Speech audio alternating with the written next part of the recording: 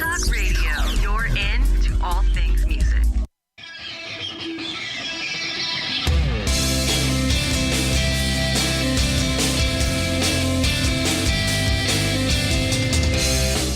This is going to get loud.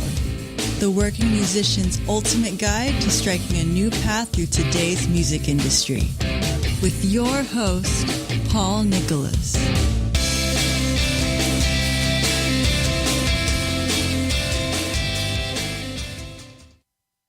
Hey, welcome everybody to Enter Talk Radio. It's going to get loud. I'm Paul Nicholas. It's a beautiful Tuesday. I'm here with a very special guest, a good friend of mine, and just a terrific guy, Steve Rosenblatt. Thanks for being on the show today, Steve. Yeah, thanks, Paul. Thanks for having me on. It's a pleasure to be here. So Steve has quite an extensive resume in the industry. He was the vice president of sales and marketing at Capitol Records for a number of years. He's worked with bands like Radiohead, Beastie Boys, Foo Fighters, Beatles. He's worked with DreamWorks records and other bands like Papa Roach and Alien Ant Farm. So, Steve, today we're going to be talking a little bit about the state of the major labels and should bands even be seeking out major label deals these days? So the first question I really had for you is, with the way that the industry is going for the major labels and the traditional industry machinery, what are basically the primary functions of the major labels these days? Because it's shifted quite a bit over the last, say, 2 decades. Is that right? Well, it's shifted a lot in the numbers of records they put out and the number of artists that they sign. Remember, in the heyday, the American record industry was making $13.5 billion. And in a couple of years, that went down to $6 billion. So any industry that takes a hit like that is going to have to reshuffle and rethink about what they're doing. So what you have is the labels have condensed, so there's fewer labels. And those fewer labels are now signing fewer artists, because every artist that a label signs, you have to think it's $1 million investment. It's $1 million, and that covers the signing of the artist, the recording of the record, the marketing of, releasing the record and putting it out. So if a record company is now saying, we've got less millions of dollars coming in, we're going to have less millions of dollars to invest in new artists. So they're doing less of what they used to do as far as releasing artists. What they're doing is similar to what they used to do, in that they're still taking artists to radio. They're still marketing artists. They're tour marketing artists. They have publicity arms. They're making videos, though they're making videos for a lot less money because they've been shown on the internet as opposed to MTV. The real difference is that the internet has become a tool of marketing, but that's kind of a fair tool of marketing, in that anybody can use it if they know how. But what they're really doing is signing fewer artists, and then those artists that they're signing, not that you can have guarantees, but they're signing artists that go into the big money sellers, which is pop music. So in the old days, you would have a wide breadth of artists: pop artists, rock artists, alternative artists. Well, the pop artists are the ones that are selling now, so that's what they're focusing on. So it's still a game if you're the major record companies can still do great for you if you're a pop artist and you want to play in that world. But there's a lot of other opportunities, I think, now, and a lot of other artists taking those opportunities. But there's still a place for the major record companies. In fact, I was talking to a manager not too long ago who has some fairly big artists on major record companies. And I said to him, look, why do you do that, anymore? What do you need the record company for? He goes, you know what? As long as they're going to write me an advance check, I'm going to still go there. When they stop writing me the advance checks, I'll do it on my own. So, yeah, if you can get advance, you can still get something out of it. The story I heard, and I believe is true, is at the weekend, his manager decided, everybody was after them for a couple of years to sign to a major. Everybody was knocking on their door, but they decided until they get a certain amount of money, X million, they weren't going to do the deal. And finally, somebody gave them X million, and they did the deal. So you can look at the record company as a source of revenue, and then beyond that, they will market you. But there's a lot of things you can do on your own. Yeah, and that's one of the big things that I wanted to get across to a lot of emerging artists out there, because they think that it's still, the heyday in the 70s, 80s, and even early 90s, where if you just write that great song, somebody's going to be knocking down your door, handing you that $1 million check, and you're off, in the mansion in Malibu. And the reality is that these days, the labels aren't even going to approach you until you're already doing it on your own. And then you kind of don't need them unless you want to. So it's kind of a catch-22. You don't, you're not going to want that deal. That's what I meant, where if you're a pop artist and you want to play in the world of Taylor Swift and Beyonce, where you do need the big money videos and you do need to be on every radio station, then you might want to think about a record company. But there's a lot of things you can do on your own that you don't need the record company. Plus, the likelihood of them signing you is a lot less. I mean, I go see bands all the time, and I think, wow, 20 years ago, this band would have been snapped up right away. Now, the record companies are all saying the same thing, and it's interesting. I was helping a friend try to get signed to a major record company a few years ago, and we were at a major record company in our office, a guy I knew for many years, and he looked at me and he said, look, right now, the president of this label doesn't want me to sign any bands unless they have a history of sales on an indie. So what he's saying is, basically, go out and do it on your own. When you've proven to me that you can do it, then we'll sign you. And but at that point, you may not need them anyway, because your cut's going to be bigger if you do it anyway. You're going to keep more of it in your pocket. So exactly. So then the question becomes, what do you need them for? And then that's when you have to make that decision, if you're an artist who gets in that position, of seriously, don't look at just the money, or don't look at I'm going to be signed by a major. Look, there's an artist that's been around in Buffalo, New York since the 90s, and she's been making money on her own, putting out records on her own, than Annie DeFranco.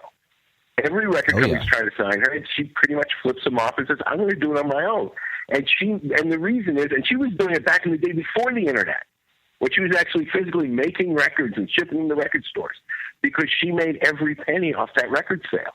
She didn't have to, take 15% and give the rest to the label. She took everything. Now, of course, she was also reinvesting some of that money, as the record company would, but she got the full pie. So you can always do it on your own. You have to be smart. You have to look for the opportunities. But you can always do it on your own. But it is a little harder, and it does take a little more work. But the record company's not going to sign you unless you've done it on your own anyway. So that's totally a recurring theme of the show. I've mentioned it every show, and I'm going to mention it on this one too, and everyone going forward, which is that, I'm an artist.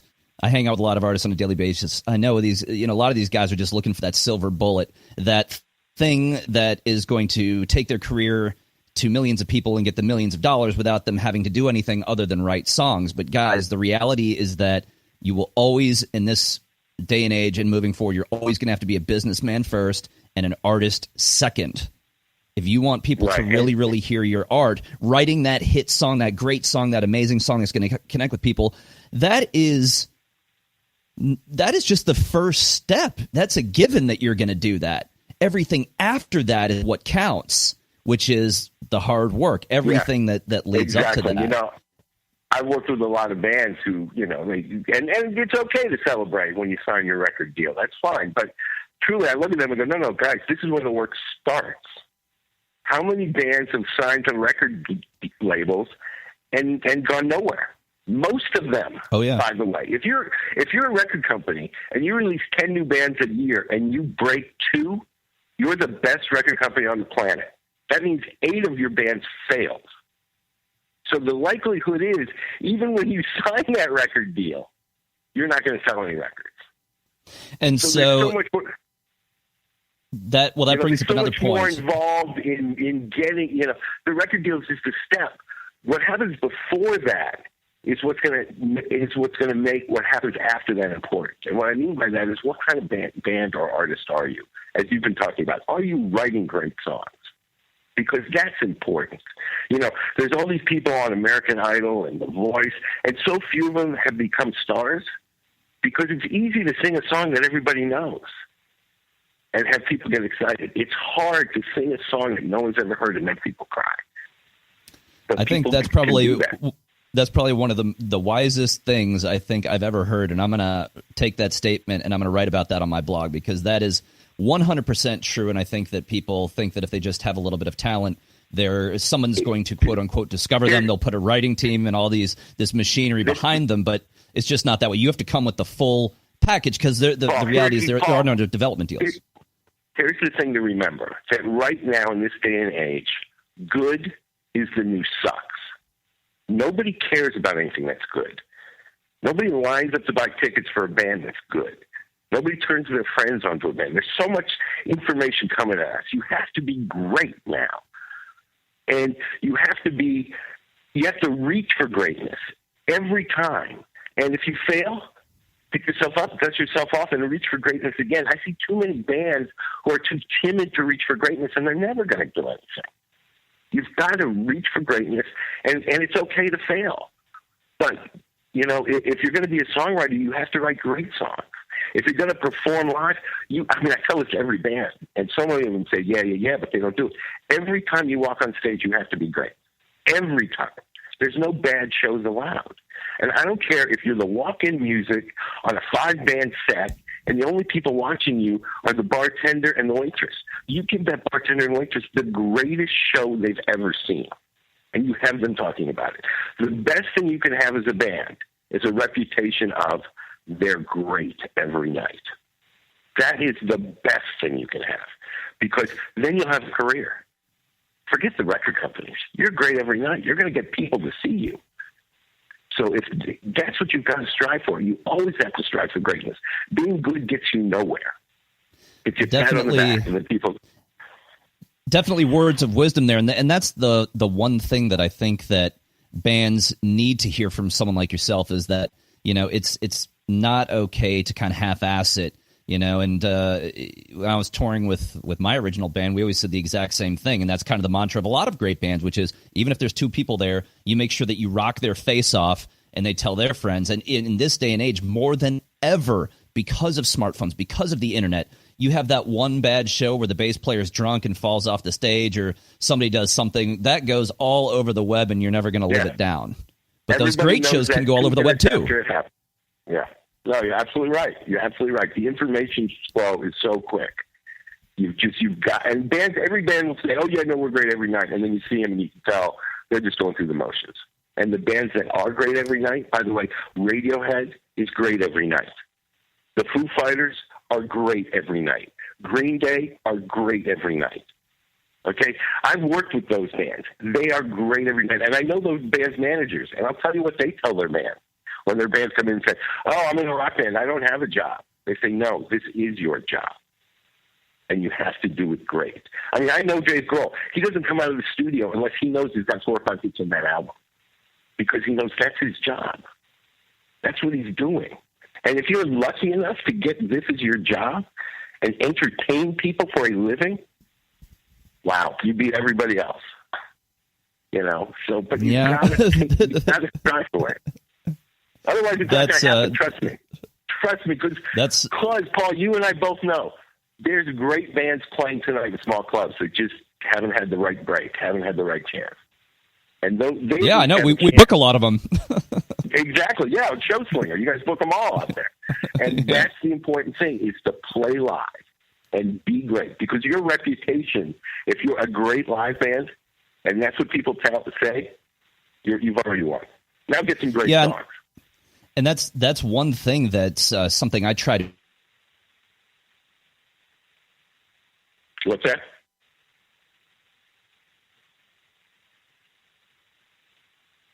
At a great song, then I will have a great show. Or if I have a great show, people will think my songs are great, but it's no.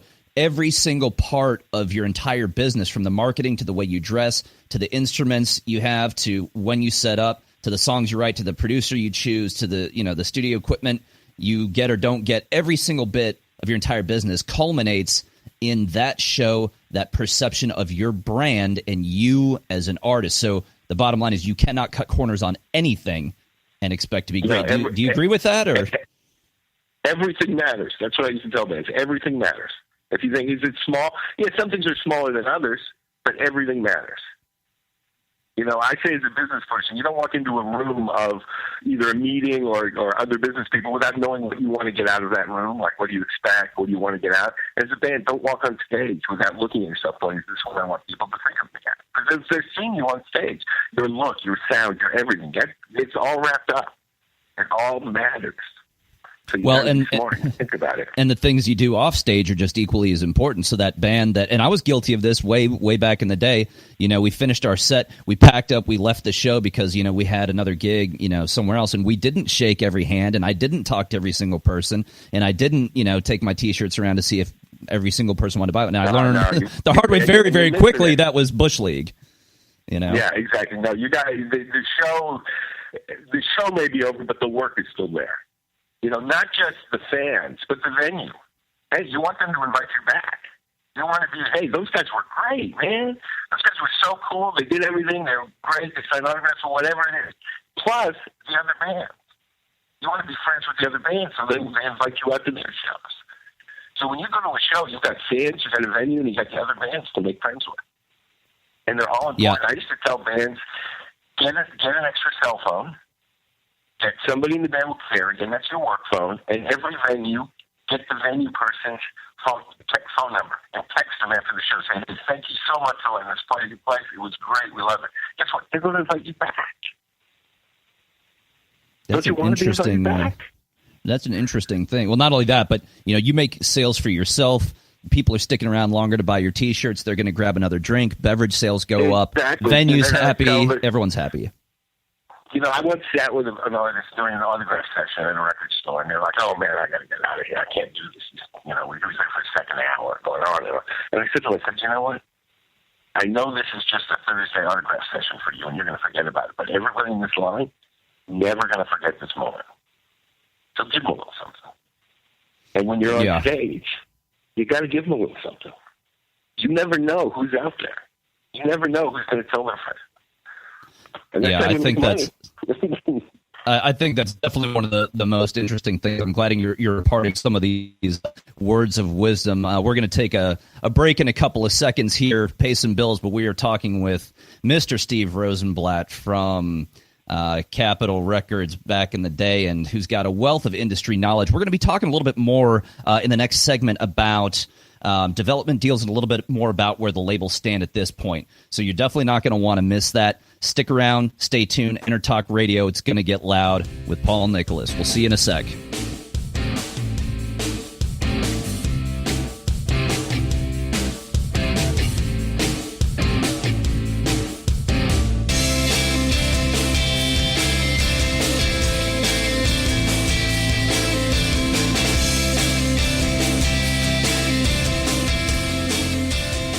Serious about your music? Are you ready to run with the big dogs? The experts at Pitbull Audio have the gear to get you into the game. From leading manufacturers like Mesa Boogie, Fender, Pioneer, and American Audio. To sound your best, you need the best. Pitbull Audio can deliver in rehearsal, on stage, and into the big time.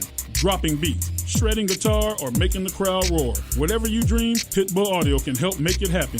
We are Pitbull Audio. We want you to play it loud. PitbullAudio.com. You know what's all around you every waking moment of your life?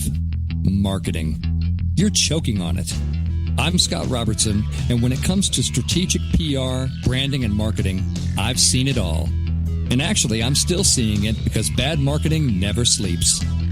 Join me each week on May the Best Brand Win, right here on Intertalk Radio, and learn how to make the marketing for your brand unforgettable. This is Jackie Bertoni from Jackie's Groove. Come join me weekly on my journey through the music business as I take you behind the velvet rope, interviewing industry notables such as Al Di Meola, Michael McDonald, and Al Jarreau, to name but a few. Listen to their stories on being in the studios recording #1 hits and onto the stages throughout the globe. Allow me to be your music historian. You can hear me live every Monday at 2 p.m. and every Wednesday at 12 noon Pacific Standard Time or 24/7 on jackiesgroove.com. Ready to get your groove on? Hey, it's Tracy Smith and Beth Venus of Girls Talk Rock right here on the Inner Talk Radio Network. Every Wednesday at 5 p.m. Pacific. Okay, Beth, they know that, but we want you to know that the industry pro's choice is Silver Tiger Production. SDP is a full-service production agency offering sound, lighting, installations, talent buying, staffing, backline equipment rental, and sales. Kapow! It's everything in the entertainment performance industry. It's all that. SilverTigerProduction.com.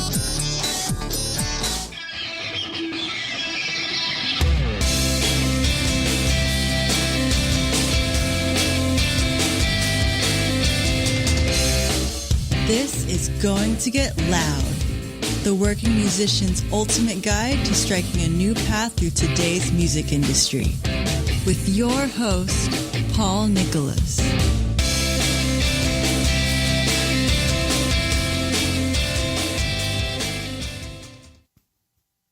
Welcome back to the show, everybody. We've got Mr. Steve Rosenblatt here with us. In the first segment, we talked about a little bit of the state of the major labels and if bands should be even seeking out record deals or what those look like. I want to continue on with that, Steve, and ask you just a little bit about the state of the labels at this point. And so what opportunities would you say that the industry in general, including the major labels, missed over the last couple of decades with the rise of digital? What led to kind of the decline of their influence? What opportunities maybe were missed or could have been taken advantage of better? You can answer that in one word: Napster.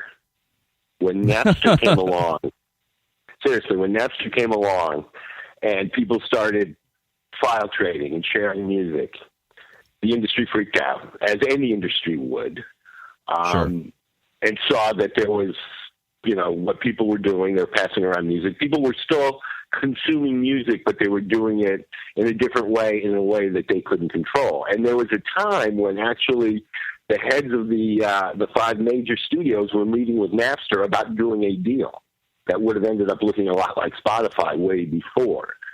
What happened with that? And that deal got canceled. The five companies couldn't agree. Oh, my goodness. No I bet Sean Parker's not happy about that one. Well, he's doing okay by himself. I mean, he's making plenty of money. But, Yeah. Yeah. But it was, it just shows the stupidity. It shows that people were forward thinking. Look, the consumer always decides how they want to consume whatever it is they're consuming.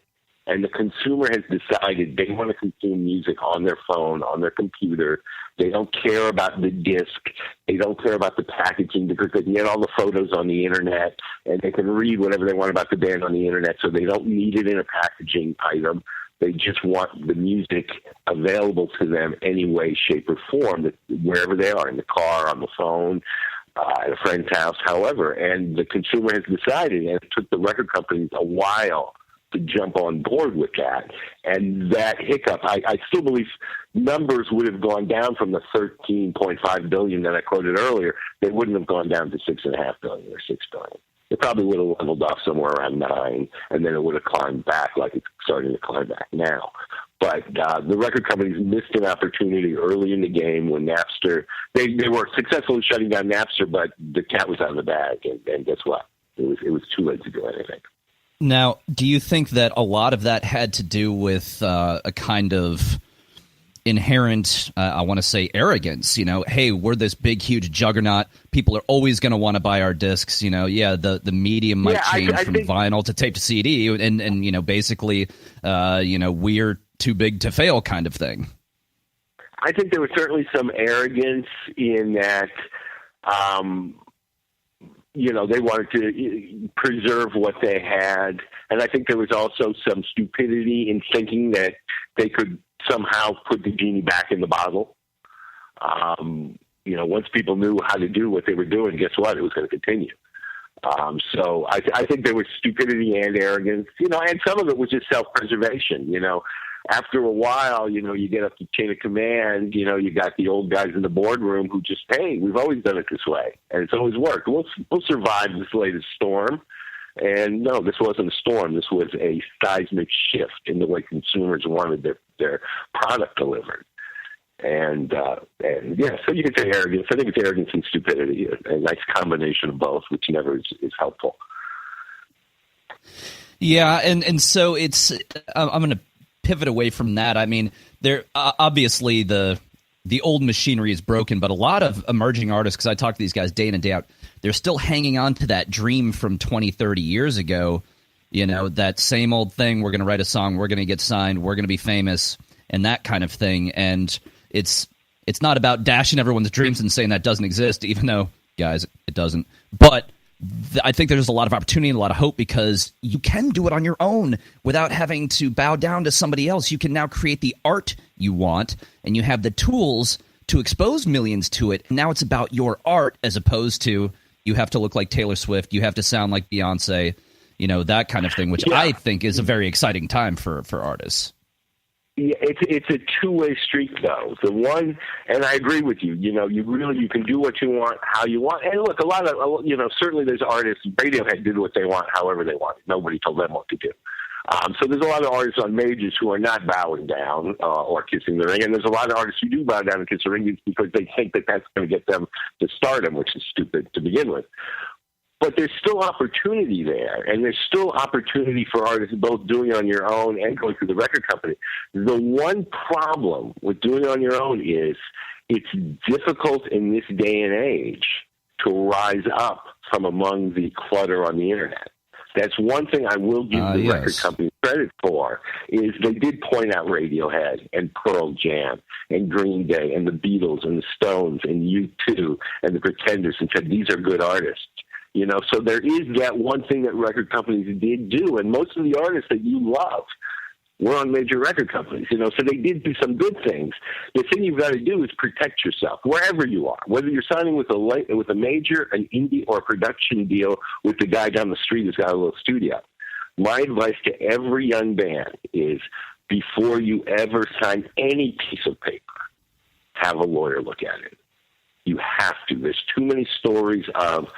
Oh, but I've known this guy for my whole life. He's such a great guy. He would never do anything to, right? He would never screw me. And then you find out 2 years later, when you do sign that major deal, that this guy's getting 15% of everything you make because of the contract that you signed years ago. It happens often. So anytime somebody puts a piece of paper in front of you, whether it's a major record company, whether it's an indie, whether it's a producer, whether it's your friend from high school, have a lawyer. I don't care, find a lawyer in your family, find a friend who's a lawyer, just have somebody read it so you understand it, because there's going to be words in there that are purposely put in there so you don't understand. Most artists don't understand the word recoupability. It's in every contract. Yeah, probably the most important word in every single contract. And it means, as the artist, you're going to pay for this. So many artists are going to go, Steve, we want to spend $300,000 on a video. And I go, it's recoupable. They go, what does that mean? I go, it means you're paying for it. Oh, really? Well, let's just... Basically, you got a loan. Right. So, so you've got to have somebody read, and perpetuity. They see that, perpetuity, it means it goes on forever. No, it means the label's rights go on forever, not yours. So always have somebody read a contract and explain to look, you're going to probably sign it anyway. But make sure you understand what you're signing. That's what's so important. So your best friend isn't your manager, isn't your label, isn't your A&R guy. It's a lawyer or somebody you trust who can get you through these things so you understand what you're doing. Because you don't want to put yourself in a position, and many artists have, where they're paying royalties to somebody who they recorded one song for in high school. Well, not high school, because actually if you're under 18 and you sign a contract, it's null and void. So if you did anything when you're under 18, that's okay. But over 18, don't sign anything until a lawyer finds out. That's my biggest advice to you, to any artist. Yeah, and there's one little sidebar that I would throw out there to all the emerging artists out there, which, they think attorney, they think lots of money, and a lot of time they're correct. But here's a tip for all the emerging artists out there for any contract. There are lawyers in every single state. There are organizations. There are great attorneys, entertainment attorneys, that all do pro bono work, which means every firm typically gives attorneys a certain number of hours that they either have to or they can choose to work for free, kind of like charity, if you will. The point is that you don't have to shell out $10,000, $15,000, $20,000, $25,000 to get your agreements no. over. Paul, if you don't have that friend or family there. Let me add to that. A lot of those attorneys would like to do this work because they know if you're getting a contract in front of you, that means you're somewhat good. Somebody believes in you. And they're thinking, well, this guy might become Taylor Swift or U2, and maybe I'll be and he's going to need me. Yep. Exactly. So they do, because once again, you're coming to them already with a contract, because you just need somebody to help read. So you're absolutely right, and you can get some good legal advice for free or next to free, and it's really important. The other important thing I'll say is, I know your high school buddy's been your manager forever, but at some point you need a professional manager. At some point you're going to need somebody who's doing more than waiting for the phone to ring, but somebody who's calling and doing actions on your behalf. You want to make sure when you're rising up that you have a manager at the level you are and can take you to the next level. Which you need to understand the difference between what we used to say. You need to understand the difference between a manager and a damager. Because the wrong manager can damage your career. So also make sure, I know your high school buddy and he's been there forever, and maybe he is smart and he's really getting his chops, and maybe he'll be the one or two that can really go with the band forever. But most bands, when they reach that level, need somebody who can help them. Need somebody who's got the connections, the experience, exactly. The whole thing. Exactly. So, and even if it is your friend, make sure he's a manager, not a damager.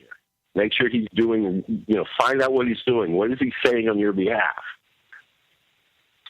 It's important. Yeah, that's a tough one, because not only is it somebody who's representing you, but it's got to be somebody that you trust. So, one thing that we did and other bands have done is interview these people like you're interviewing them for a job. Don't just say, oh, I think.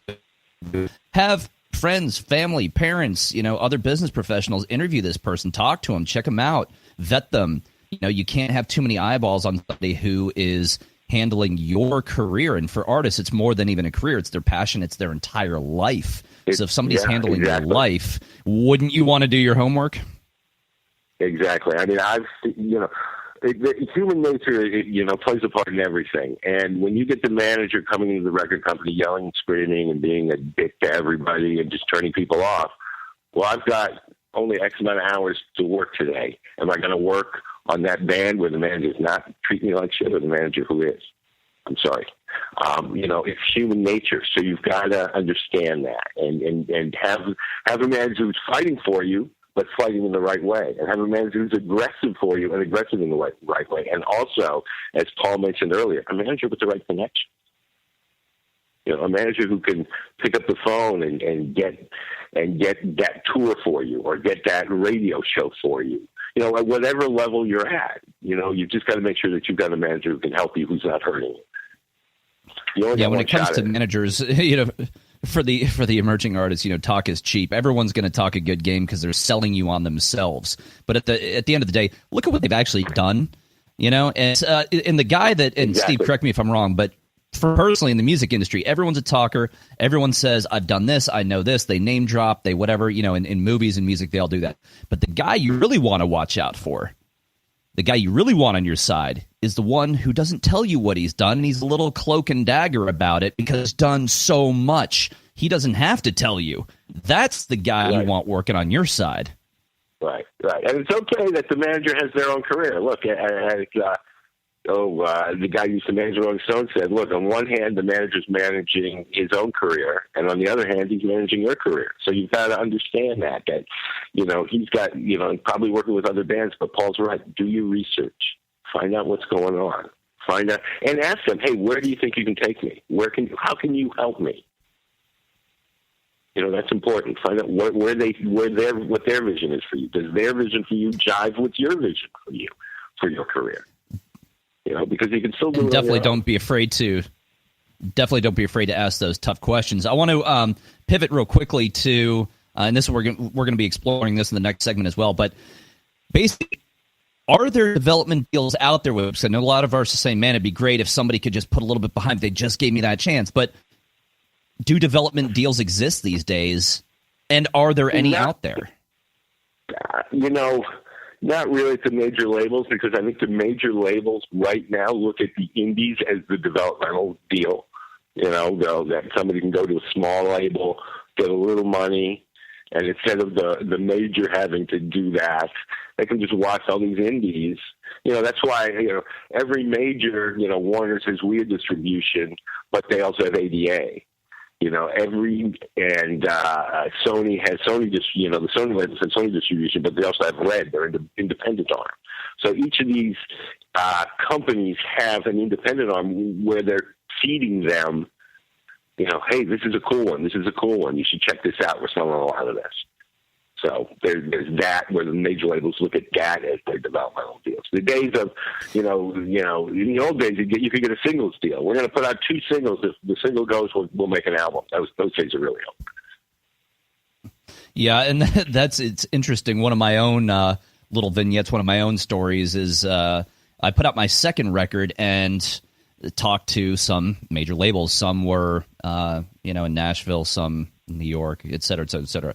And I went to one of the majors, and they said, look, you're sitting, it's funny, I brought in my guitar, sang for them, played on my track. They said, we love the album. We think you're going to be the next U2. The problem is that we don't want the next U2 because we don't want to have to put any money behind you. We want $5 tomorrow, not 500 million 5 years from now. So basically, go make a bunch of money on a feeder label or an indie label, then come back to us. And I'm thinking same thing we talked about a minute ago. Well, at that point, do I really need to deal with you? What do I need you for? Right, exactly. Right. Exactly. And so very, very, very kind of interesting time to live in. But so real quickly, again, we're going to take a quick break in a minute, but we're going to come back to this. What's a deal out for emerging, not the Taylor Swifts, but the guys that are just getting their feet? Is it just the 360 deal, we're going to take everything from you, or are there differences they should be looking out for? Okay. That goes to you, Steve. What are your thoughts on that? Oh, I'm sorry. It looks like, once again, it's up to you. There's 2 things at play. How desperate are you to sign that deal, and how much hand can you play? If you've got a couple of labels after you, then you can negotiate. If there's just one label in front of you saying, here's the deal, take it or leave it, guess what? It's going to be a 360 deal, where they're taking a piece of your publishing, a piece of your touring, a piece of anything you get, your merchandising. And the problem I have with those deals is the record companies outside of, look, they're pushing your career, but they're not helping you with your merch deal and your publishing and your touring. So why are you paying? Yeah, they're just taking a piece of it. So they're taking a piece of it. Now, from the record company standpoint, and what I used to think as a major record company, look, I work my ass off. I work my tail off to support these artists, and guess what? Then the publisher's just picking up the pennies on the background. And if I couldn't sell the records, the merch wouldn't happen. So there is a symbiotic relationship with all of it. But is this the right way to do it? And maybe there's a better way to do it. And we're going to get back into that in the next minute. Mr. Steve Rosenblatt, thank you for joining us. We'll be back in 1 minute on Intertalk Radio. It's going to get loud with Paul and Nick. We'll see you back.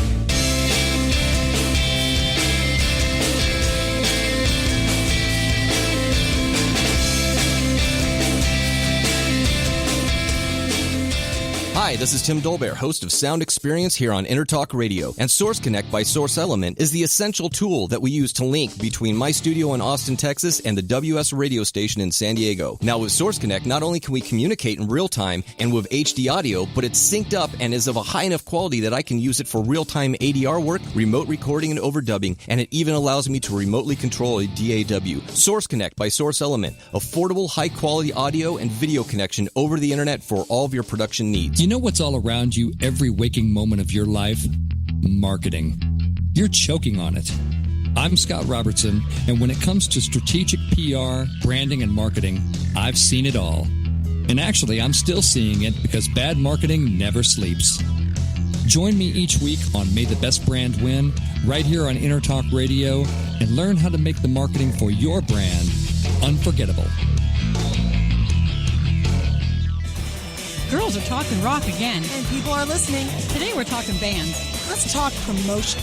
Red Giant promo, graphics, EPKs, video, photos, social media, and brand building using content marketing. But let's talk studio at CCMA, which is events, rehearsal, tour prep, piano, guitar, voice, rock band, lessons, workshops, and clinics. Yeah! Bulls, proud sponsors of Girls Talk Rock. Well, get the lowdown on these services and contact me, Tracy, at girlstalkrock.com.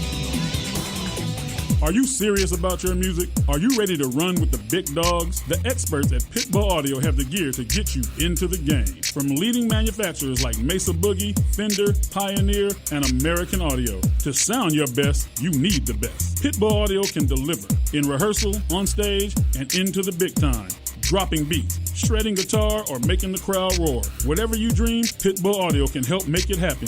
We are Pitbull Audio. We want you to play it loud. PitbullAudio.com.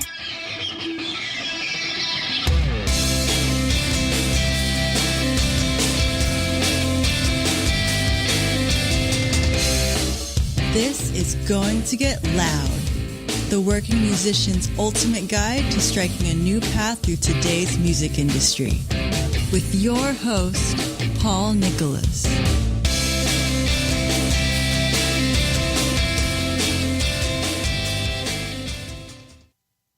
Welcome back, everybody. We were talking with Steve Rosenblatt, former VP of Sales and Marketing at Capitol Records and DreamWorks. We were talking in earlier segment about the state of the major labels and should bands even be seeking out major label deals. I wanted to get into what the emerging artists really have on their minds, and I know that they're all thinking out there, well, when should I do it myself, and when should I go for that feeder label, that indie label deal, or talk with the majors? So, Steve, help me or help our listeners understand when they should go it alone or when they're really ready to start shopping a deal. Well, I think a lot of it is where are you in the life cycle of your life? You know, obviously, the younger you are, you can go it alone. If you're a little older, you might say, "Look, I'm going to take my chance and go to the major record companies." But I think what you need to understand is if you can be victorious, if you can win doing it on your own, do it on your own.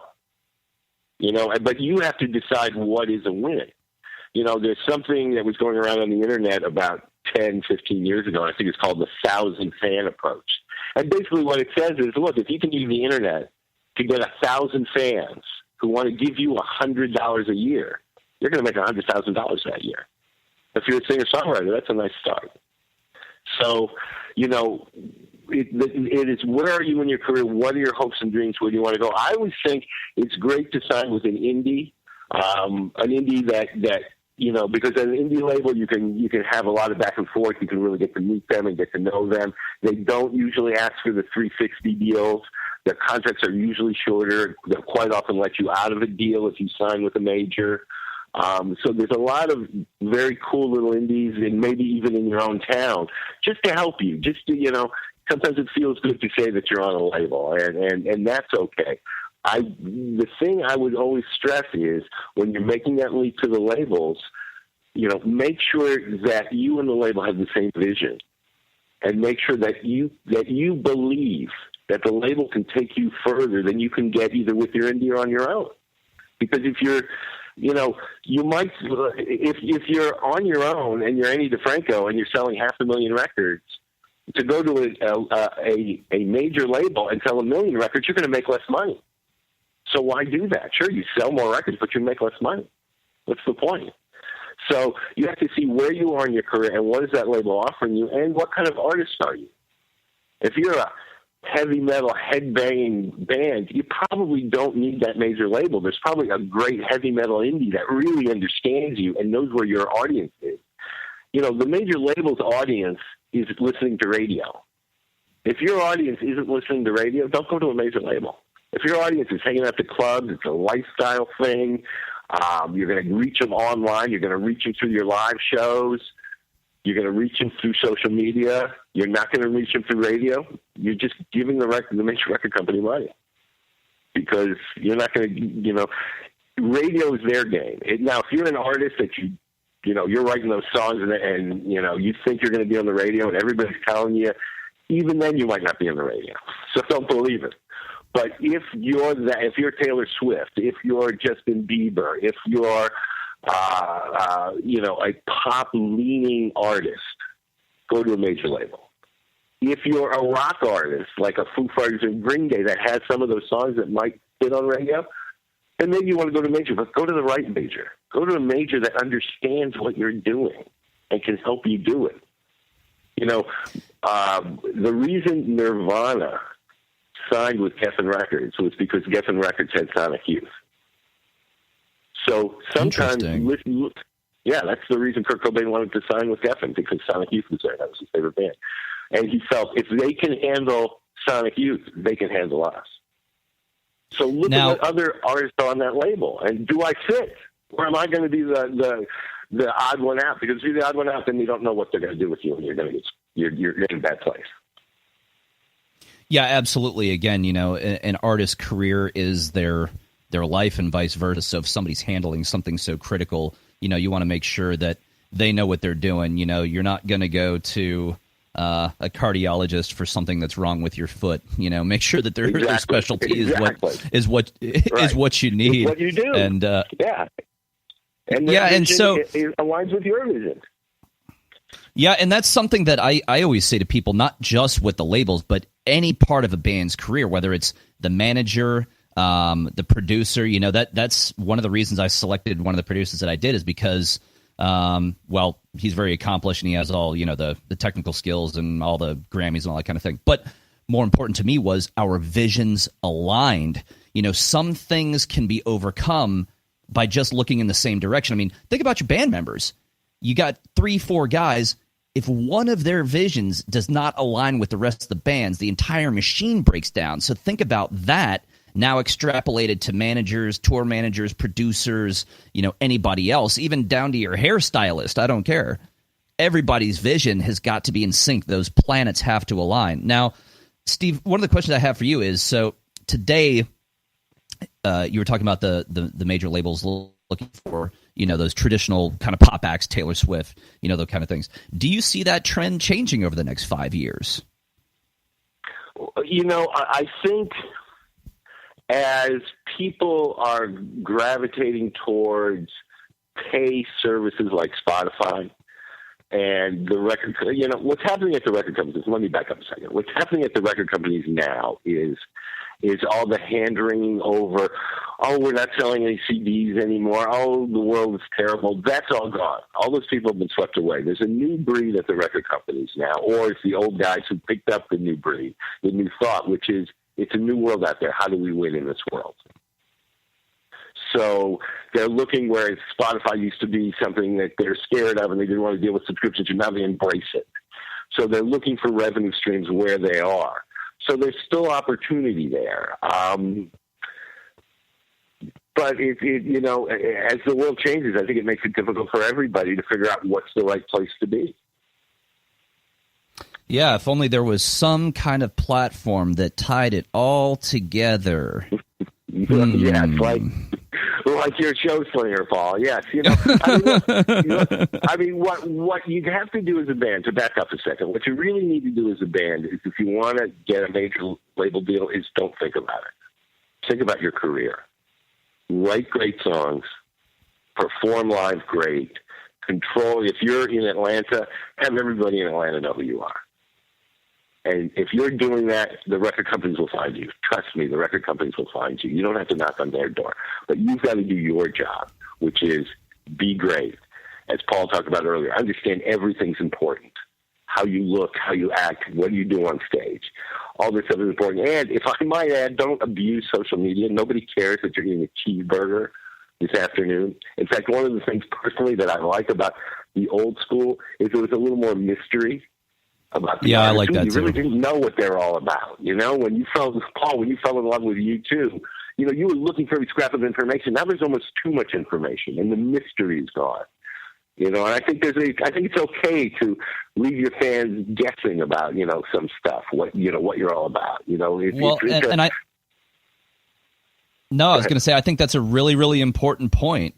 Like Steve was saying, in an area or a day and age when everything is saturated on social media, about the kind of toilet paper that Beyonce uses. do we really need to know these kinds of things? And so maybe it's not so bad to pull back just a little bit and have a little bit of that mystery to you. You know, you don't have to reveal every single thing about everything. You know, people are drawn to that, right?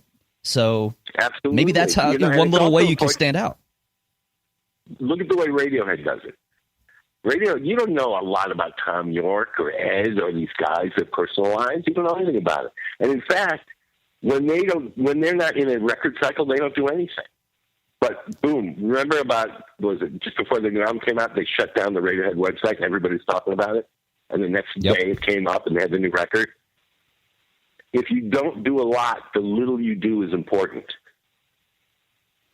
That's a very, very, very good point, and that's actually a catchphrase I'm going to use there a lot more. And basically, Radiohead, they do in a broad sense the same thing as my favorite band U2, which is they control the media very, very well. Like you said, when U2's out of a record cycle, you will not hear about them, you will not see them, you will not know what they're doing, you will not know anything about it. But the minute they start recording that new record, they are going to be in your face and everywhere, but in a way that they control. It never gets out of their grasp. And one of the things is that here's a photo of us in the studio.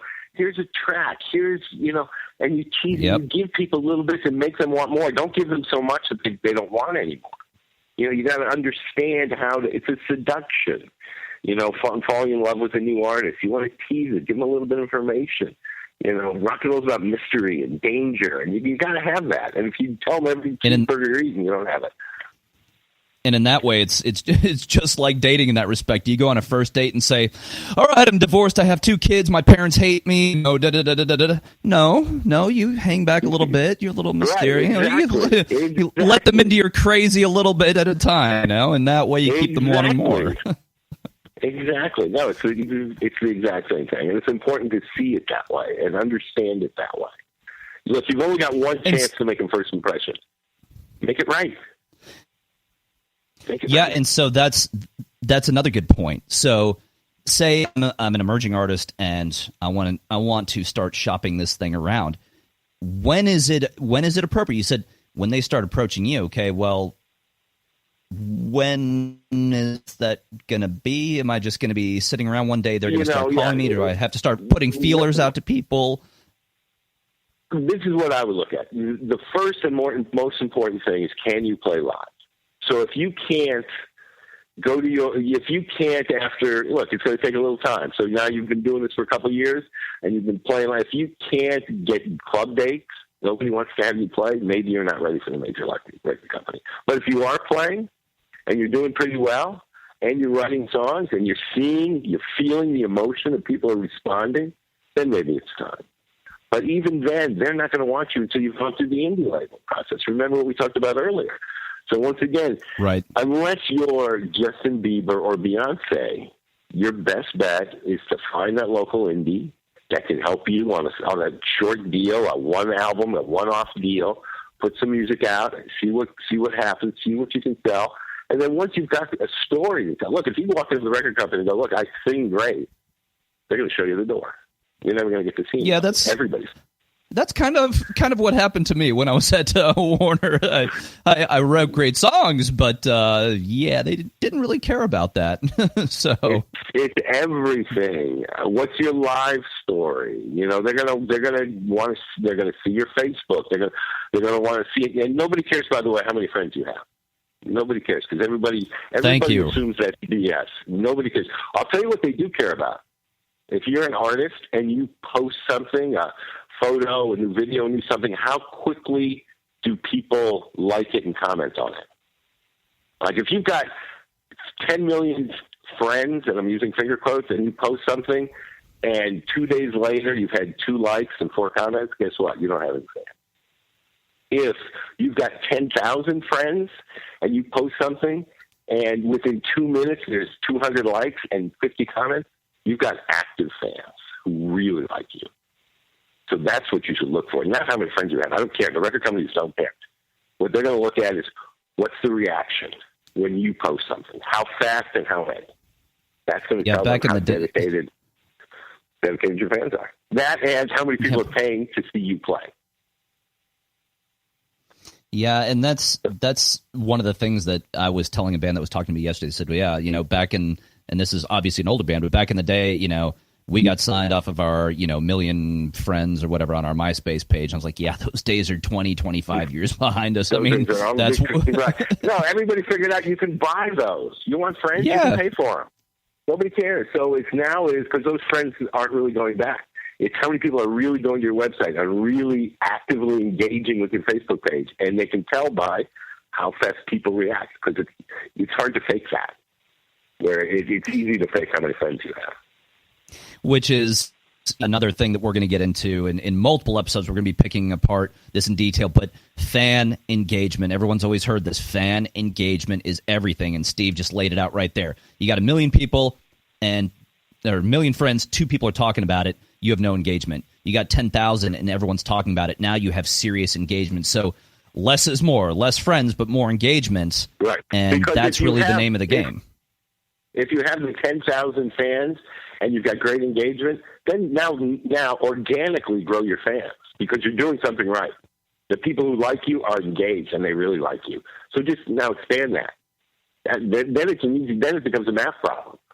I know I'm working. I know it's working what I'm doing. People are responding to me. I just need more people now. Now you go to the record company and go, get me more people. And now that's an even fair trade. And so when you do start approaching people, and we're running out of time, last thing I wanted to address real quickly is when you do approach these guys. I had an artist ask me the other day, and Steve, I want to get your take on this. He said, look, I've got my own documentation of how many records we have, our engagement, has increased X percentage over the, quarters, this, that, and the other. Do the labels care about you taking your own reporting to them because they're going to be doing it on their own anyway, or is that something that you should be keeping track of? The only thing you need to take into their office is your music, or either on a CD or on a flash drive, and a guitar if you want to play live in front of them. They don't care. They're going to do their own research. They're going to go to SoundScan and see what you sold on the indies. They're going to go to radio and find out if you got any real airplay in the markets that you say you got airplay in. They're going to go and look at your Facebook page, and they're going to have their IT techie kids figure out what's real and what's not. Trust me, you don't need to bring any of that. The only thing you need to bring is your music, your personality, and maybe a guitar. And maybe leave some of that attitude at the door. Bring good stuff. Right. Well, but maybe unless you're Iggy Pop, and that attitude is part of who you are. Look, sure. And you've got to make that decision. How far do I want to push this? How far do I want to play this? Look, it's your career. You've got to be yourself, right? Look, always be yourself. Always, because in the end, it's you on stage. It's not the record company, it's not anybody else. In the end, it's you on stage. So be yourself. Be doing what you love to do. When we get back to what I said earlier, if you're going to fail miserably, because then you pick yourself up and do it again. If you do fail, you want to fail on your own terms. You don't want to fail doing something that somebody else said to do. Yeah, I can tell you from experience. Regret. That is regret. When you get on stage, when you record something, when you do something, you make it something that you're proud of the way you want it to be. Because in the end, it's about you. They're not buying the record company's marketing plan. They're not buying anything but that music with your name on it. Words to live by. I'm so honored to have Mr. Steve Rosenblatt here. Thank you so much, Steve, for being with us. We've got some great blogs coming up to you. We're going to address some more of these points. Enter Talk Radio. I'm Paul Nicholas. It's going to get loud. We'll see you next time. Hi, this is Tim Dolbear from Eclectica Studios. I'm a full-time mixing and recording engineer. I work with Grammy winners, labels, and indie artists, using state-of-the-art digital mixing and restoration tools and the very best in analog gear. Really, though, it's my ability to bring tracks to life and fulfill your vision for your music. This has made me sought after by producers and artists worldwide. So spend your time working on music and not chasing a mix down a rabbit hole. Go to timdolbear.com and check out our free one-song mix offer. This is Jackie Bertoni from Jackie's Groove. Come join me weekly on my journey through the music business as I take you behind the velvet rope, interviewing industry notables such as Al Di Meola, Michael McDonald, and Al Jarreau, to name but a few. Listen to their stories on being in the studios recording #1 hits and onto the stages throughout the globe. Allow me to be your music historian. You can hear me live every Monday at 2 p.m. and every Wednesday at 12 noon Pacific Standard Time or 24/7 on jackiesgroove.com. Ready to get your groove on? You know what's all around you every waking moment of your life? Marketing. You're choking on it. I'm Scott Robertson, and when it comes to strategic PR, branding, and marketing, I've seen it all. And actually, I'm still seeing it because bad marketing never sleeps.